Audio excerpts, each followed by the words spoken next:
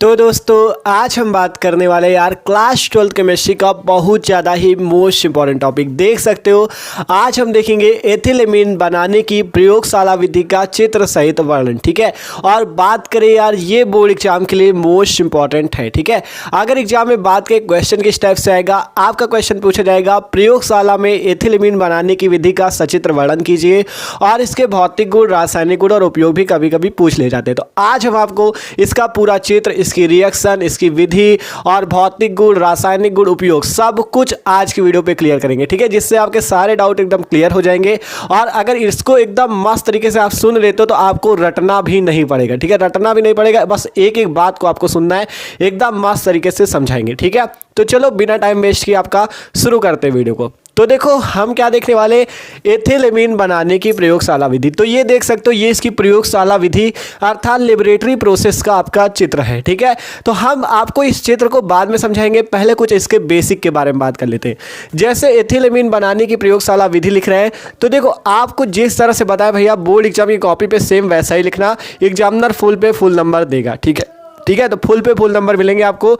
Simple पहले इसका क्या करो, आप सूत्र लिख दो और फिर इसका आईयूपीएसी नाम लिख दो। देखो आपको एक चीज़ याद रखना है, एग्जामिनर तब पूरे नंबर देगा जब कुछ अलग करोगे, ठीक है। तो आप इसका क्या करो, सबसे पहले आपसे प्रयोगशाला विधि पूछी गई तो ये थोड़ी नहीं कि डायरेक्ट हम प्रयोगशाला विधि लिख देंगे। आपको पहले उसका थोड़ा सा सूत्र बता देना है और आईयूपीएसी बता देना है, ये सिंपल। फिर उसके बाद प्रयोगशाला विधि की हेडिंग, रिएक्शन, फिर चित्र और उसकी विधि लिख देना। पूरे नंबर देगा एग्जामिनर, एक भी नंबर कटने वाले नहीं है, ठीक है। तो सिंपल आपको सबसे पहले क्या लिखना है, इसका सूत्र। किसका लिखना है, एथिलेमीन का। एथिलेमीन का सूत्र पता है, एथिलेमीन का जो सूत्र होता है वो होता है C2H5NH2। क्या सूत्र होता है, C2H5NH2। तो सिंपल यहां पर से हम एथिलेमीन का सूत्र लिख देते हैं C2H5NH2। ये क्या होता है, एथिलेमीन का सूत्र होता है C2H5NH2। ये जो एथिलेमीन है इस सूत्र का नाम है, और कौन सा नाम है, साधारण नाम। C2H5NH2 का साधारण नाम जो होता है वो होता है एथिलेमीन। और बात करें अगर हम लोग कि इसका आईयूपीएसी नाम क्या होता है, ये जो C2H5NH2 इसका आईयूपीएसी, तो आईयूपीएसी 2 कार्बन, इसलिए इसका नाम हो जाएगा एथेनामीन। एथेनामीन, ठीक है। ये हो जाएगा सिंपल इसका क्या, आईयूपीएसी, एथेनामीन, ठीक है।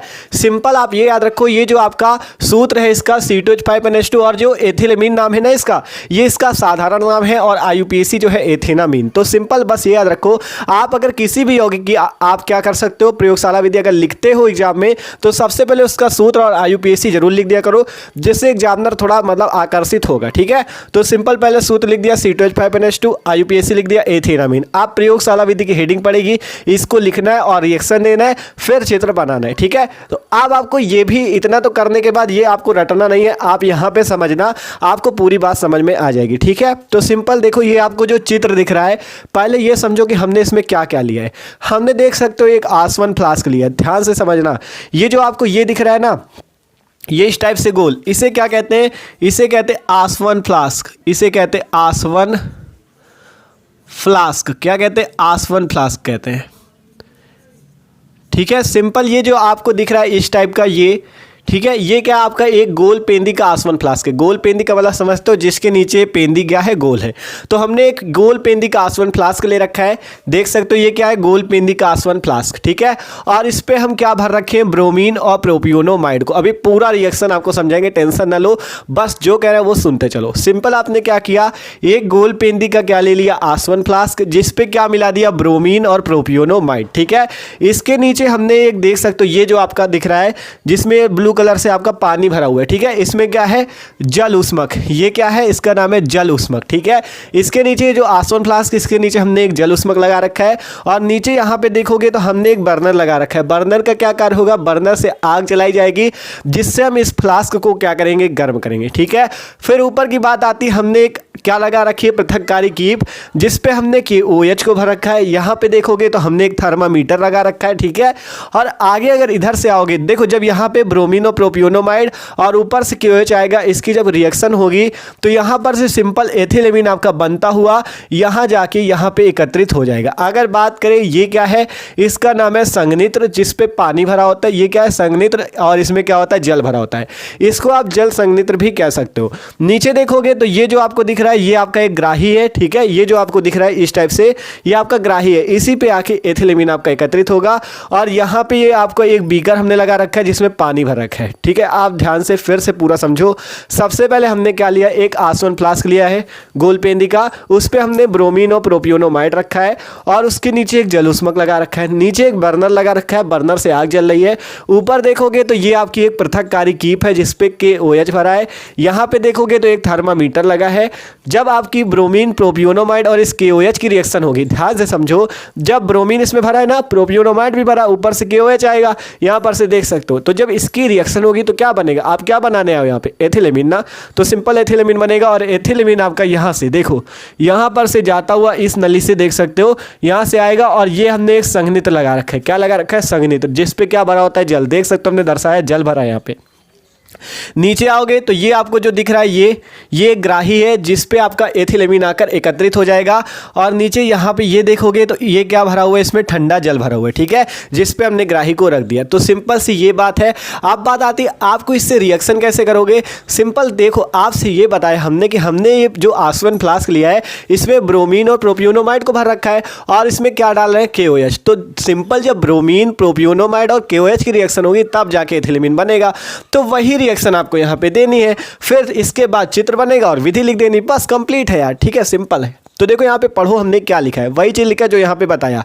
सिंपल हमने कहा प्रोपियोनोमाइड पर ब्रोमीन तथा कास्टिक पोटास विलयन की क्रिया कराने से एथिलेमिन बनती है और यह हाफमान ब्रोमेमाइड अपक्रिया कहलाती है, ठीक है। ध्यान से समझो, कभी कभी आपसे एग्जाम में यह भी पूछी जाती है कि हाफमान ब्रोमेमाइड अपक्रिया को लिखिए, ठीक है। मोस्ट इंपॉर्टेंट नेमिंग रिएक्शन है हाफमान ब्रोमेमाइड अपक्रिया, तो वो भी यहाँ से आपकी क्लियर हो जाएगी, ठीक है। तो सिंपल आपको अगर एथिलेमिन को प्रयोगशाला में बनाना है तो आपको क्या लेना होगा, प्रोपियोनोमाइड लेना होगा, ब्रोमीन लेना होगा और क्या कह रहा है, कास्टिक पोटास। कास्टिक पोटास यही है यार, KOH, ठीक है। नाम इसका याद रख लो, कास्टिक पोटास या पोटेशियम हाइड्रोक्साइड, दो नाम होते हैं KOH के, कास्टिक पोटास या पोटेशियम हाइड्रोक्साइड। तो सिंपल प्रोपियोनोमाइड ले लो, ब्रोमीन ले लो, कास्टिक पोटास ले लो, विलयन की क्रिया कराओ जिससे क्या बनेगा, एथिलेमिन, जैसा कि हमने आपको चित्र पे ही समझा दिया।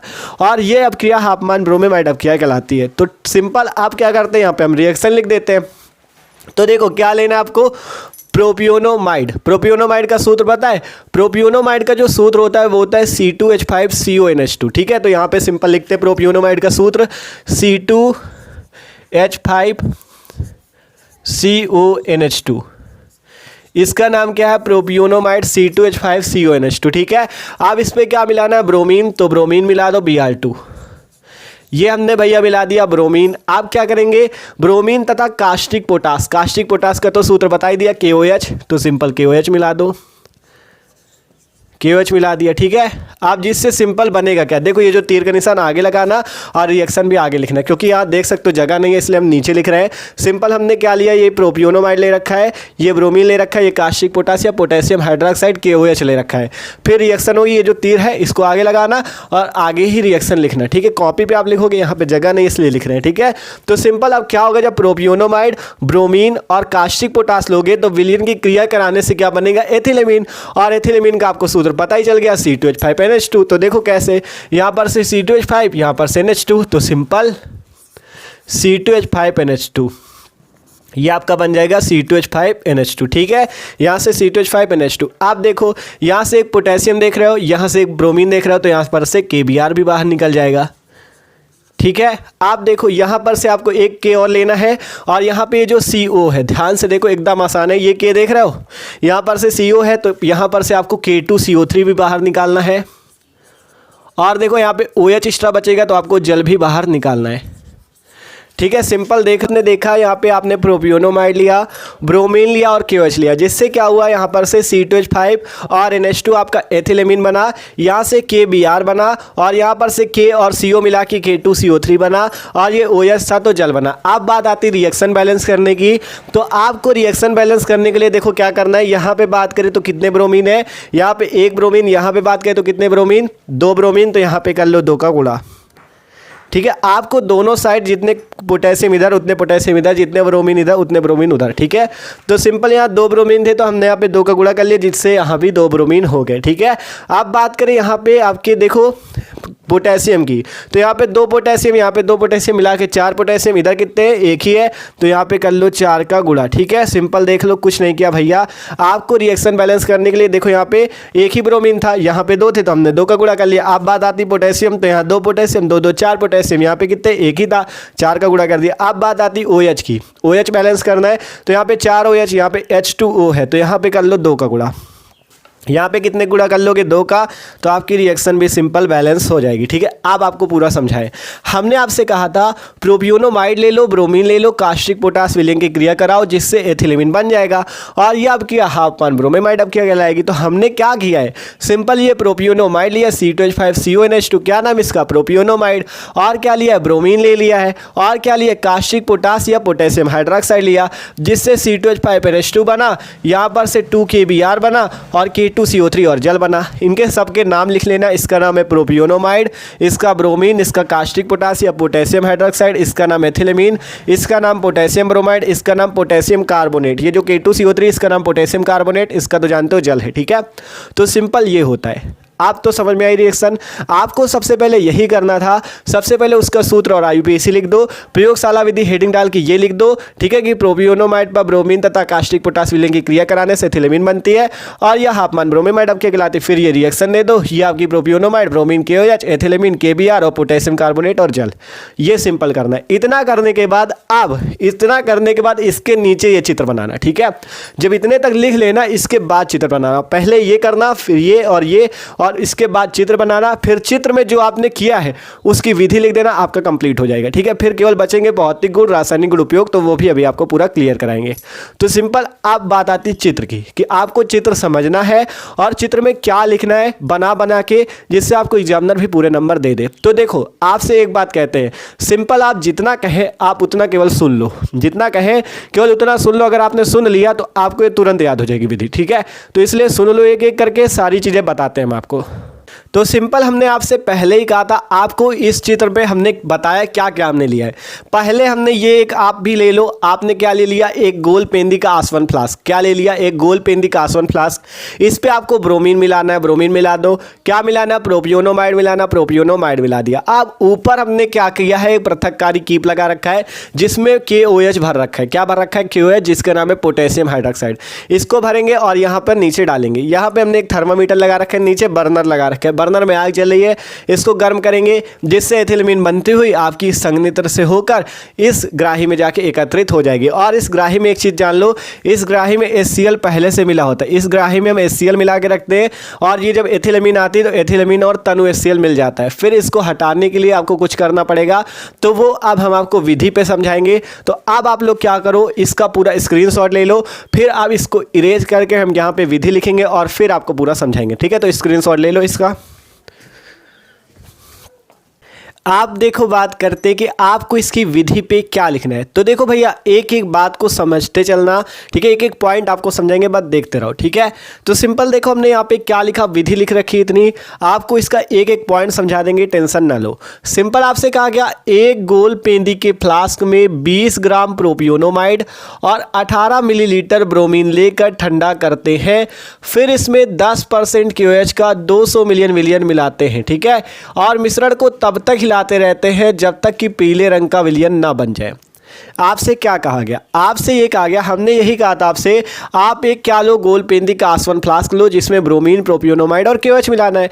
तो सिंपल वही बात है कि एक गोल पेंदी का फ्लास्क पहले आप ले लो, उसमें क्या करो, 20 ग्राम इस प्रोपियोनोमाइड की मात्रा रखो, 20 ग्राम, कितना रखना है इसे, 20 ग्राम प्रोपियोनोमाइड, और क्या करना है, 18 मिलीलीटर ब्रोमीन, 18 मिलीलीटर ब्रोमीन ले लो। ठीक है, आप एक गोल पेंदी का फ्लास्क लो, जिसमें क्या करो, 20 ग्राम आप प्रोपियोनोमाइड ले लो और 18 मिलीलीटर क्या ले लो, ब्रोमीन ले लो, और फिर उससे क्या करो, उसे ठंडा कर लो। ये जो विलयन आपने फ्लास्क में मिलाया, क्या मिलाया, 20 ग्राम प्रोपियोनोमाइड और 18 मिलीलीटर ब्रोमीन, इसको आसवन फ्लास्क में लेके क्या करो, इसका विलयन ठंडा कर लो। जब ठंडा हो जाए तो इसमें क्या करो, देखो कहा गया ब्रोमीन लेकर इस विलयन को क्या करते हैं, ठंडा कर लेते हैं। फिर इसमें 10% KOH का 200 मिली विलयन मिलाते हैं।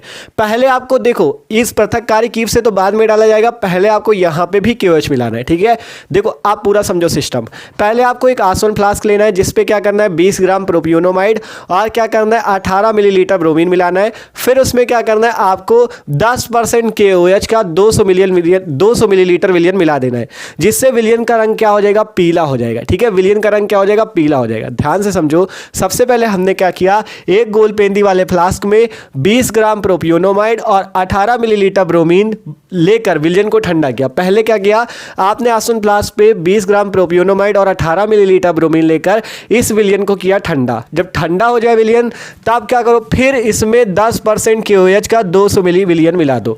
जब ये विलयन ठंडा हो जाए, जिसमें ब्रोमीन और प्रोपियोनोमाइड मिलाए, जब ये विलयन ठंडा हो जाए तो इसमें 10% KOH का 200 ml विलयन मिला दो, ठीक है। 10% KOH का 200 ml विलयन मिलाते हैं और मिश्रण को तब तक हिलाते हैं, और फिर आसवन फ्लास्क में जो मिश्रण है इसको हिलाते रहो, ठीक है।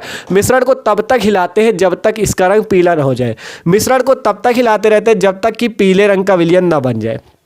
ये सिंपल सी बात है। पहले आपको जब आप प्रयोगशाला में बैठोगे एथिलेमिन बनाने को, तो आपको आसवन फ्लास्क लेना, उसमें क्या डालोगे, पहले उसमें आपको क्या डालना है, पहले डालना आप 20 ग्राम प्रोपियोनोमाइड और 18 ml क्या डालोगे, ब्रोमीन। उसको डालने के बाद क्या करो, पहले उसका विलयन कर लो ठंडा। जब विलयन ठंडा हो जाए तब क्या करो, तब उसमें 10% KOH का 200 ml 200 मिलीलीटर विलयन मिला दो, जिससे क्या होगा, उसका रंग पीला हो जाएगा, ठीक है। उसका रंग क्या हो जाएगा, पीला। और कब पीला होगा, जब आप उसको हिलाओगे, तब तक हिलाते रहते जब तक उसका रंग पीला ना हो जाए। तो सिंपल, एक गोल पेंदी वाले फ्लास्क में 20 ग्राम प्रोपियोनोमाइड और 18 ml ब्रोमीन लेकर ठंडा करते हैं। फिर इसमें 10% KOH का 200 मिली विलयन मिलाते हैं। मिश्रण को तब तक हिलाते रहते हैं जब तक कि पीले रंग का विलयन ना बन जाए। आप जब विलयन पीले रंग का बन जाए तो क्या करना, फिर इस पृथककारी कीप, ये जो आपने लगा रखी पृथककारी कीप, इससे KOH को डालना है, ठीक है। फिर कहा गया अब इसमें 50%, ध्यान से पढ़ो, अब इसमें 50% KOH का 100 ml या 100 मिली विलयन पृथककारी कीप से डालकर इस जल ऊष्मक पर 60 से 70 डिग्री सेंटीग्रेड पर बर्नर की सहायता से गर्म करते हैं, जिससे विलयन रंगहीन हो जाता है। क्या कहा गया, फिर से समझो। आपने पहले क्या किया, एक आसवन फ्लास्क लिया गोल पेंदी का, उस पर 18 मिलीलीटर ब्रोमीन और 20 ग्राम प्रोपियोनोमाइड मिलाया, फिर उसे ठंडा किया। जब ठंडा हो गया, हमने उसमें क्या किया, 10% KOH का 200 ml विलयन मिलाया, जिससे उसका रंग हो गया पीला। और कैसे हुआ, जब हमने उसे हिलाया, उसका जो आसवन फ्लास्क मिले उसे हिलाया तो उसका रंग पीला हो गया। जब रंग पीला हो जाए तो आप क्या करो, उसमें इस पृथककारी कीप की सहायता से 50% KOH का 100 मिली विलयन, ठीक है। पहले क्या किया था, 10% KOH का 200 मिली विलयन मिलाया था इस आसवन फ्लास्क में, जब तक रंग पीला नहीं था। जब रंग पीला हो गया, फिर हमने यहां पर पृथककारी कीप से ऊपर से क्या किया, आपने क्या किया, 50% KOH का 100 मिली विलयन, ठीक है, 50% KOH का 100 मिली विलयन मिलाया। फिर जिससे क्या हुआ, अब इसका रंग जो हो गया वो उड़ गया, अर्थात वो रंगहीन हो गया। देखो पढ़ लो फिर से। एक गोल पेंदी वाले फ्लास्क में 20 ग्राम प्रोपियोनोमाइड, 18 ml ब्रोमीन लेकर ठंडा करते हैं। फिर इसमें 10% KOH का 200 मिली विलयन मिलाते हैं। मिश्रण को तब तक हिलाते रहते हैं जब तक कि पीले रंग का विलयन न बन जाए। अब जब पीले रंग का बन जाए तो अब इसमें 50% KOH का 100 मिली विलयन इस पृथककारी कीप की सहायता से डालकर, और देखो डालने के बाद ये जो जल ऊष्मक आपने लगा रखा है, और इसमें बर्नर की सहायता से 60 से 70 डिग्री सेंटीग्रेड पर गर्म करना है। ध्यान से समझो, आपने देखो इस आसवन फ्लास्क को किस में रखा है, इस जल ऊष्मक पे जिसमें जल भरा है, जल ऊष्मक पर रखा है इस आसवन फ्लास्क को। आप नीचे लगा रखा है बर्नर, बर्नर पे आपको क्या करना है, इसे 60 से 70 डिग्री सेंटीग्रेड पर गर्म करना है। फिर जब गर्म करना तो इसके बाद फ्लास्क के द्रव का आसवन करते हैं। देखो जब आपका विलयन रंगहीन हो जाता है, पहले यहाँ पढ़ो, आप इसमें 50% KOH जब पृथककारी कीप से डालकर जल ऊष्मक पर 60 से 70 पर आप गर्म करोगे बर्नर की सहायता से, क्योंकि बर्नर में आग जल रही है, तो 60 से 70 पे जब गर्म करोगे तो आपका विलयन क्या हो जाएगा, रंगहीन हो जाएगा, अर्थात विलयन का रंग उड़ जाएगा, ठीक है। अब क्या होगा, अब इसके बाद फ्लास्क के द्रव का आसवन करते हैं, जिससे एथिलेमिन गैस निकलती है। जब आप फ्लास्क के द्रव का आसवन करते हो तो एथिलेमिन गैस यहां से निकलती है, और यहां पर आपका जाती है संघनित्र से होती हुई ग्राही में, और ग्राही में मिला है तनु HCl, ठीक है, तनु HCl मिला है। देखो कहा गया जिससे एथिलेमिन गैस निकलती है, जो ग्राही में रखे तनु HCl से क्रिया करके, यहां पे तनु HCl हमने पहले से भर रखा है, इस तनु HCl से एथिलेमिन क्रिया करती है, जिससे देखो कहा गया जो ग्राही में रखे तनु HCl से क्रिया कर एथिलेमीन हाइड्रोक्लोराइड, एथिलेमीन हाइड्रोक्लोराइड का विलयन देती है और इसे तनु KOH से क्रिया कराकर शुद्ध एथिलेमीन प्राप्त कर ली जाती है। ये पूरी इसकी विधि है। अब एक बार आपको फिर से पूरा समझा दे। सिंपल आप क्या करोगे, जब प्रयोगशाला विधि में बनाने जाओगे आपको एक आसवन फ्लास्क लेना है, उसमें क्या करो 18 मिलीलीटर ब्रोमीन मिला लो और क्या करो आपको क्या मिलाना 20 ग्राम प्रोपियोनामाइड। ठीक है, जब इतना मिला लो तो कुछ देर उसे रख दो ठंडा हो जाए। जब ठंडा हो जाए तो क्या करना, फिर उसमें क्या करना आपको 10% KOH का 200 ml विलयन मिलाना है। फिर क्या करेंगे, जब उसे फिर हिलाएंगे, जब वो हिलेगा तो उससे क्या होगा, उसका रंग पीला हो जाएगा। जब रंग पीला हो जाए तो ये जो ऊपर पृथककारी कीप लगा रखी इससे 50% KOH का 100 मिली विलयन आप ऊपर से डालना, जिससे क्या होगा उसका मतलब जब उस पर पड़ जाएगा फिर हमने नीचे लगा रखा है जल उष्मक और इसमें बर्नर की सहायता से 60 से 70 डिग्री सेंटीग्रेड पर गर्म करेंगे।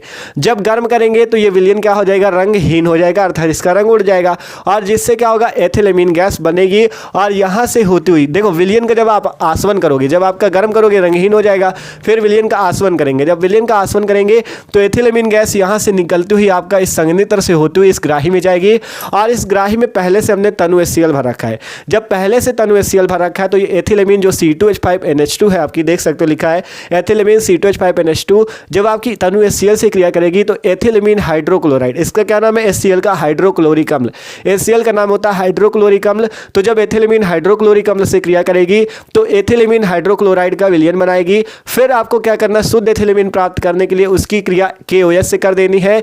जब KOH से क्रिया करोगे तो शुद्ध एथिलेमीन आपका इस ग्राही पात्र में जाके एकत्रित हो जाएगा। ये सिंपल सी विधि है, आप देख सकते हो। ठीक है, पढ़ लो यहाँ पे एक गोल पेंदी वाले फ्लास्क में 20 ग्राम प्रोपियोनामाइड और 18 मिली ब्रोमीन लेकर ठंडा करते हैं। फिर इसमें 10% KOH का 200 मिली विलयन मिलाते हैं।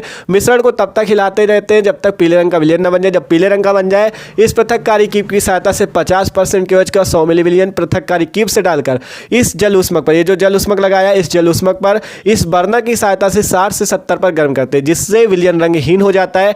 अब इसके बाद फ्लास्क के द्रव का आसवन करते हैं जिससे एथिलेमीन गैस निकलती देख सकते हो यहाँ पर से निकली। ठीक है, और इस संघनित से होते हुए ग्राही में जाएगी, जो ग्राही में रखे तनु HCl से क्रिया कर एथिलेमीन हाइड्रोक्लोराइड विलयन देती है। क्योंकि आपने ग्राही में तनु HCl पहले से रखा है तो जब उसमें एथिलेमीन मिलेगी तो एथिलेमीन हाइड्रोक्लोराइड का विलयन देगी। और इसे अब आपको केवल एथिलेमीन चाहिए, एथिलेमीन हाइड्रोक्लोराइड का विलयन तो चाहिए नहीं, तो आपको हाइड्रोक्लोराइड हटाना होगा। इसे हटाने के लिए आपको तनु KOH से क्रिया करानी है जिससे एथिलेमीन प्राप्त कर ली जाती है। तो ये इसकी सिंपल सी विधि है, ये बस आपको करना था। तो आशा करते हैं आपको ये विधि समझ में भी आई होगी। सिंपल यहाँ पे जब तनु HCl और एथिलेमीन रहेंगे तो एथिलेमीन हाइड्रोक्लोराइड का विलयन बनेगा। फिर इसमें क्या करना है, जब इतना हो जाए तो आप इसमें KOH का विलयन मिला देना। KOH का जब KOH का विलयन मिलाओगे तो आपका यहाँ से K और Cl बाहर निकलेगा, KCl और OH और H मिला के जल बाहर निकल जाएगा, शुद्ध एथिलेमीन आपकी इस ग्राही में एकत्रित हो जाएगी। तो ये है एथिलेमीन बनाने की प्रयोगशाला विधि। लिखना कैसे था, जब आपकी प्रयोगशाला विधि एग्जाम में पूछी जाएगी पहले उसका सूत्र, फिर आपका उसका IUPAC नाम, फिर प्रयोगशाला विधि वाली जो रिएक्शन थी उस रिएक्शन को देना, उसके बाद चित्र बनाना, चित्र बनाने के बाद ये विधि लिख देना, आपका कंप्लीट हो जाएगा। अब बचते हैं केवल इसके भौतिक गुण, रासायनिक गुण और उपयोग। तो अब आप लोग इसका स्क्रीनशॉट ले लो। अब आपको ले चलते इसके भौतिक गुण, रासायनिक गुण और उपयोग। ठीक है, दो ही आपके इंपॉर्टेंट दो बता देंगे जिससे आपका काम चल जाएगा। ठीक है, क्योंकि दो ही पूछे जाते हैं, तो इसका स्क्रीनशॉट ले लो। तो देखो, अगर आप बात करें कि आपसे एथिलेमीन पे क्या क्या पूछा जा सकता है, जैसे एथिलेमीन के भौतिक गुण, रासायनिक गुण और इस पे देखो उपयोग नहीं पूछे जाते, इसमें आपसे एथिलेमीन के परीक्षण पूछे जाते हैं। ठीक है, तो आपको परीक्षण याद करना है। देखो, सबसे पहले भौतिक गुण बताया, रासायनिक गुण, फिर परीक्षण बता दे। परीक्षण पूछे जाते हैं। ठीक है, अभी बताएंगे पूरा। तो सिंपल पहले आता है भौतिक गुण एथिलेमीन का। ठीक है, तो भौतिक गुण में आपको इसके गुणों के बारे में बताना है। तो देखो, एथिलेमीन जो है यह एक रंगहीन ज्वलनशील गैस है।